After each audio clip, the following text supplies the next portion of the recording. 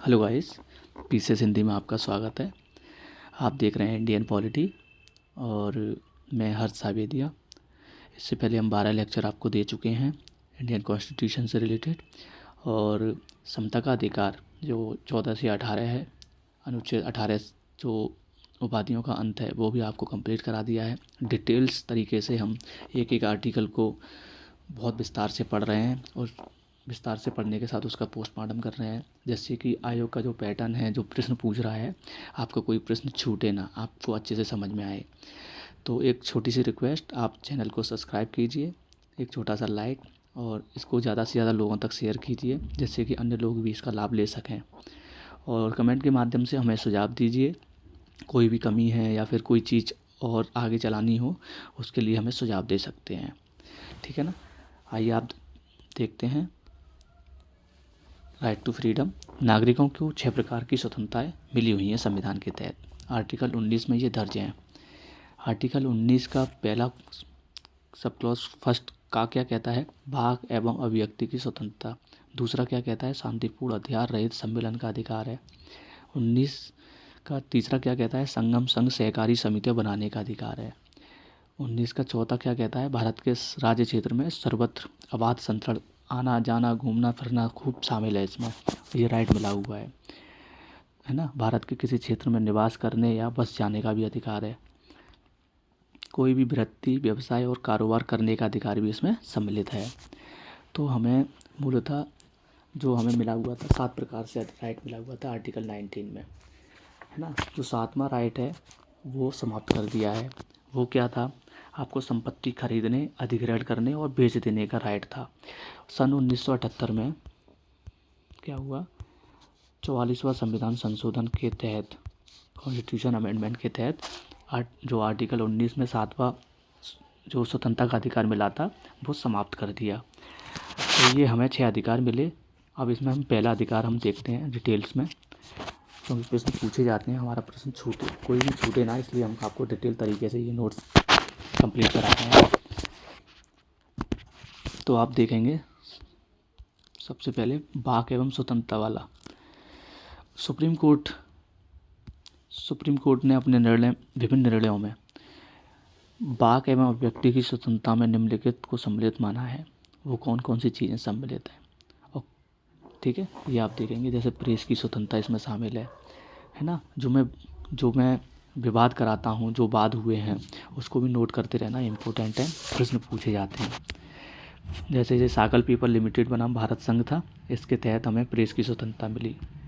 किसकी स्वतंत्रता मिली हमें? प्रेस की। फ़ोन टैपिंग के विरुद्ध का, फ़ोन टैप नहीं कर सकते किसी का हम, है ना, उसकी बिना परमिशन के। ये भी क्या है? हमें फंडामेंटल राइट्स मिला हुआ है। व्यावसायिक विज्ञापन का अधिकार, सरकारी गतिविधियों को जानने का अधिकार, शांति का अधिकार, प्रदर्शन एवं विरोध का अधिकार। हम शांति रूप तरीके से क्या कर सकते हैं? प्रदर्शन कर सकते हैं, विरोध कर सकते हैं किसी भी चीज़ का। ये हमें आर्टिकल 19 हमें राइट देता है। साथ में कुछ और राइट हैं, वो भी आप नोट डाउन कर लेना। जैसे हमें अपने किसी अन्य के विचारों को, अपने विचार और किसी अन्य के विचार हमें प्रसार करने का अधिकार मिला हुआ है।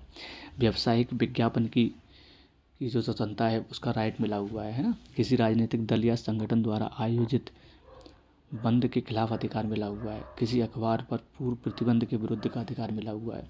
तो इस टाइप के ये हमें राइट्स मिले हुए हैं। ये राइट्स, जैसे राष्ट्रध्वज फहराने का हमें अधिकार मिला, है ना, ये भी मूल अधिकार है। नवीन जिंदल बनाम भारत संघ के तहत हमें राष्ट्रध्वज फहराने का अधिकार मिला। एक चर्चित विवाद ये भी हुआ चुप रहने का अधिकार, कि व्यक्ति को चुप रहना है, शांत रहना है। तो ये हमें क्या? इनेमुअल बनाम केरल राज्य के तहत मिला। जब ये बात हुआ केरल राज्य से, इनेमुअल कोई व्यक्ति था और केरल राज्य की सरकार थी, उससे ये विवाद हुआ, उसमें जस्टिस मिला, तो चुप रहने का अधिकार भी मिला हमें। आर्टिकल 19 में क्या है? जो उचित प्रतिबंध लगाए हैं।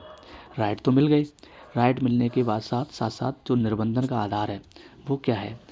राज्य हमारे ऊपर उचित प्रतिबंध भी लगा सकता है। हम कुछ भी करने की आज़ादी नहीं है, उसमें ये चीज़ें सम्मिलित हैं। जैसे राज्य की सुरक्षा, भाई सर्वोपरि क्या है? भाई राज्य की आप सुरक्षा नहीं करोगे, संपत्ति है राज्य की, है ना, सार्वजनिक संपत्ति है, उस पर आप चोट पहुंचाओगे, उसको हानि पहुंचाओगे, तो ये राइट थोड़ी ना मिला हुआ है कि कहीं भी जाओ कोई तोड़ फोड़ कर दोगे तो, है ना। जैसे लोक व्यवस्था है, शिष्टाचार सदाचार है, न्यायालय की अवमानना नहीं कर सकते आप, ये भी राइट नहीं मिला है। मानहानि का राइट, है ना। ये अपराध उद्दीपन है, अपराध भी नहीं कर सकते आप। भारत की संप्रभुता अखंडता को आप खंड खंड नहीं कर सकते, ये भी इसमें राज्य उचित प्रतिबंध लगा सकता है। इससे रिलेटेड अगर कोई भी उसे देखता है तो वो उचित प्रतिबंध लगाएगा। उपर्युक्त आधारों पर वाक एवं व्यक्ति की स्वतंत्रता पर प्रतिबंध लगाए जा सकते हैं। मतदाताओं को उम्मीदवार, है ना, ये देखो ये भी पॉइंट नोट डाउन कर लेना इसको। मतदाताओं को उम्मीदवारों के विषय में सूचना देने का अधिकार, ये चर्चित विवाद है people's union civil liberty case, इसको नोट कर लेना, पूछा गया है कई बार, है ना। आर्टिकल 19 का जो निलंबन है ना, आर्टिकल 19 का जो निलंबन है, जब आपात की घोषणा आर्टिकल 352 के अधीन की जाती है तो अनुच्छेद 358 के अनुसार अनुच्छेद 19 स्वतः समाप्त हो जाता है। क्या हो जाता है? आर्टिकल 19 समाप्त हो जाता है। सशस्त्र विद्रोह के कारण घोषित आपातकाल में अनुच्छेद 19(1) निलंबित नहीं होता। युद्ध एवं बाह्य आक्रमणों के कारण घोषित आपातकाल में निलंबित होता है। ये इसमें कंडीशन बताई गई है। तो मैं थोड़ा थोड़ा इनको भी इनके ऊपर भी चर्चा कर दे रहा हूँ। जैसे ये आपका लिखा हुआ है, ये शांतिपूर्ण तरीके से, शांतिपूर्ण और हथियार रहित सम्मेलन का अधिकार है ना। हम कहीं भी शांतिपूर्ण तरीके से और बिना हथियार के कहीं भी बैठ के धरना प्रदर्शन कर सकते हैं या बैठ के बातचीत कर सकते हैं ना। तो ये चर्चा पर चर्चा कर सकते हैं बिना हथियार के, संगठित होके। तो राज्य संगठित होने का अधिकार पर 2 आधारों पर प्रतिबंध भी लगा सकता है। भारत की एकता अखंडता पर सार्वजनिक जो आदेश होते हैं ना, पब्लिक ऑर्डर होते हैं ना, संबंधित क्षेत्र में यातायात नियंत्रण भी लगा सकता है। आपराधिक व्यवस्था की जो धारा 144 है 1973 के तहत न्यायाधीश किसी संगठित बैठक को किसी भी व्यवधान के खतरे से रोक लगा सकता है। रोकने के आधार मानव जीवन और स्वास्थ्य सुरक्षा, सार्वजनिक जीवन पर जो व्यवधान लगा हुआ है उस पर रोक लगा सकता है। साथ में आप देखेंगे संगम, संघ या सहकारी समितियां बनाने का जो अधिकार है, इसमें हम संगठन भी बना सकते हैं जो आप अपने तरीके से कह सकते हो। जैसे कोई सहकारी समितियां है उसको भी आप बना सकते हो, ये आपको राइट मिला हुआ है। लेकिन सुप्रीम कोर्ट ने जो श्रम संगठनों को जो मोल भाव और हड़ताल करने की या तालाबंदी की जो राइट है वो नहीं दिया गया है। ये इंडस्ट्रियल लॉ जो औद्योगिक कानून है उसके तहत ये चीज़ें बताई गई हैं कि इस लॉ के माध्यम से ही आप हड़ताल वगैरह कर सकते हैं, स्ट्राइक वगैरह कर सकते हैं। फिर उसके बाद में आता है आवास संचरण, है ना। भारत के राज्य क्षेत्र में सर्वत्र जो आवास संचरण है, आवागमन कर सकते हो कहीं भी, है ना। लेकिन इसमें उचित प्रतिबंध भी लगाए गए हैं राज्य के द्वारा। वो क्या लगाए गए हैं? किसी अनुसूचित जाति के जो क्षेत्र है ना, जो शेड्यूल कास्ट है उसका जो एरिया है उसकी सुरक्षा के पर्पज़ से जो जनजातीय क्षेत्र हैं, बाहर के लोगों को प्रवेश वर्जित है उसमें, क्योंकि उनकी जो संस्कृति है या भाषा है या रीति रिवाज है ना, प्रावधानों के तहत प्रतिबंध किया जा सकता है ताकि उनका शोषण ना हो सके। तो सुप्रीम कोर्ट ने इस व्यवस्था को किसी वेश्या के संचरण के अधिकार को सार्वजनिक या नैतिकता के आधार पर, सार्वजनिक स्वास्थ्य के आधार पर प्रतिबंधित किया है। जैसे आपका बम्बई हाई कोर्ट ने बोला कि जो एड्स पीड़ित व्यक्ति हैं उनका संचरण, आवागमन प्रतिबंध है, वैलिड है ना। तो इसको रोक लगा सकता है राज्य। ऐसे ही आर्टिकल 19 भारत के किसी क्षेत्र में निवास करने या बस जाने का अधिकार, तो ये भी मिला हुआ है। जैसे हर नागरिक को देश के किसी भी हिस्से में बसने का अधिकार तो है ही, लेकिन उसके 2 भाग हैं। जैसे पहला भाग आप देखेंगे किसी देश के, है ना, इसमें ही बात कर रहे हैं हम, किसी देश के किसी भी हिस्से में रहने का अधिकार। इसका तात्पर्य है कहीं भी अस्थायी रूप से रहना। देश में कहीं भी किसी भी हिस्से में व्यवस्थित रूप से रहना, मतलब इसका तात्पर्य है कि वह घर बनाना और स्थायी रूप से रहने लग जाए। तो ये भी इसमें सम्मिलित है, जिससे कि ये आंतरिक अवरोधों को भी समाप्त करता है, साथ में जो राष्ट्र हित की भावना है उसको जागृत करता है, समावेशी संस्कृति को बढ़ावा देता है। साथ साथ आप देखेंगे इसमें उचित प्रतिबंध भी लगाए हैं। विशेष रूप से आम लोगों के हित में अनुसूचित जनजातियों के क्षेत्र में संस्कृति, भाषा, रिवाज के आधार पर प्रवेश प्रतिबंध कर दिया गया है। सुप्रीम कोर्ट ने कुछ क्षेत्रों में लोगों को घूमने पर प्रतिबंध लगाया, जैसे वेश्या है या पेशेवर अपराधी हैं, उनको कहीं भी आने जाने घूमने पर भी प्रतिबंध लगाया है सुप्रीम कोर्ट ने। तो इसके आधार पर निवास का जो अधिकार, घूमने का अधिकार है, कुछ विस्तार भी किया जा सकता है। दोनों को एक दूसरे के ये पूरक भी हैं।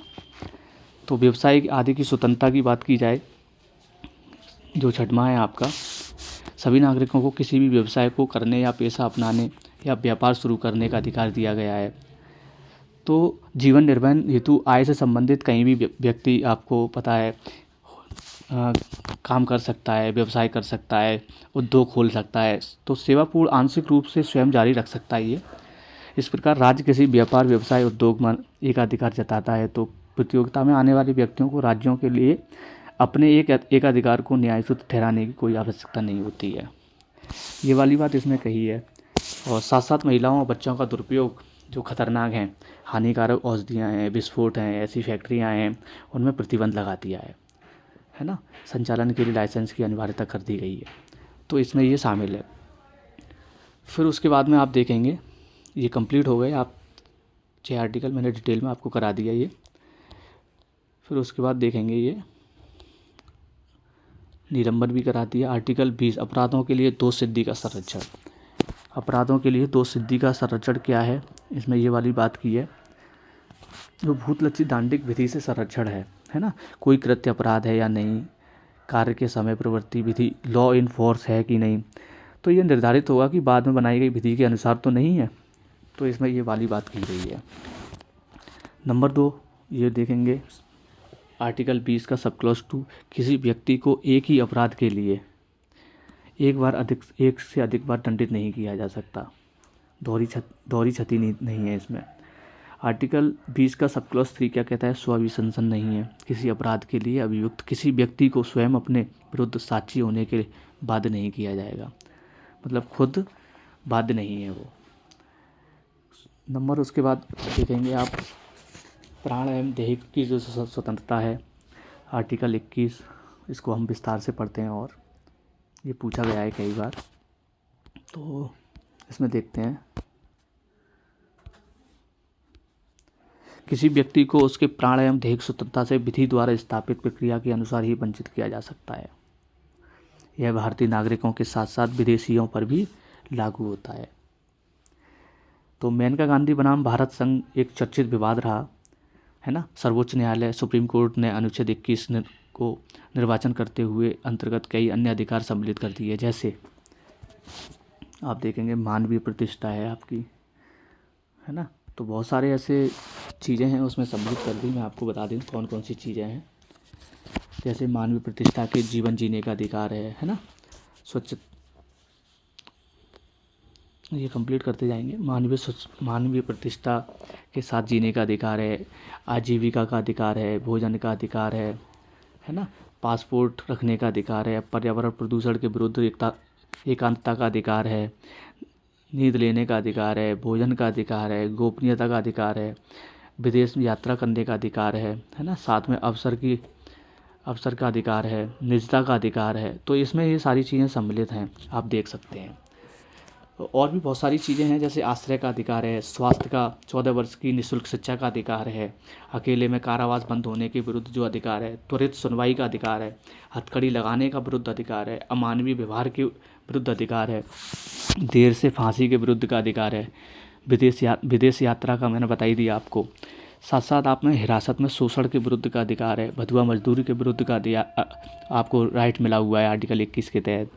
राज्य के बाहर आने जाने का अधिकार है, निष्पक्ष सुनवाई का भी अधिकार मिला हुआ है, कैदी के लिए जीवन की आवश्यकताओं का अधिकार, महिलाओं के साथ आदर और सम्मान पूर्वक व्यवहार करने का अधिकार, सार्वजनिक फांसी के विरुद्ध का अधिकार, सार्वजनिक रूप से फांसी नहीं होगी, है ना। सुनवाई का अधिकार है, सूचना का अधिकार मिला हुआ है, प्रतिष्ठा का अधिकार मिला हुआ है, दोष सिद्धि वाले न्यायालय आदेश से अपील का अधिकार मिला हुआ है, सामाजिक सुरक्षा तथा परिवार के संरक्षण का अधिकार, सामाजिक आर्थिक न्याय एवं सशक्तिकरण का अधिकार, बार कैटर्स के विरुद्ध का अधिकार, है ना। जीवन बीमा पॉलिसी के विनियोग तो रेगुलेशन का अधिकार मिला हुआ है, सोने का अधिकार मिला हुआ है जिसको हम शयन बोलते हैं, शोर प्रदूषण से मुक्ति का, जैसे आसपास कहीं डैग वैग बज रहा हो, शोर हो रहा हो, आप कंप्लेन कर दीजिए, तो फंडामेंटल राइट्स का वायलेंस कर रहे हैं, देखो तड़ाक से उस पर क्या वो होगा एक्शन।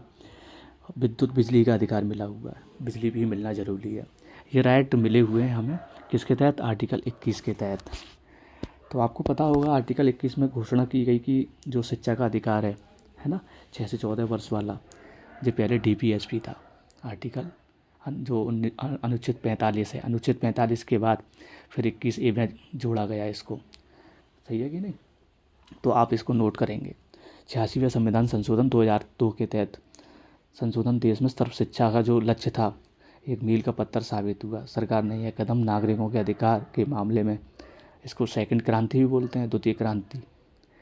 इस संशोधन के पहले संविधान में भाग 4 के अनुच्छेद जो 45 था ना, बच्चों के लिए निःशुल्क एवं अनिवार्य शिक्षा की व्यवस्था की जाए, है ना, राज्य के नीति निर्देशक तत्व में।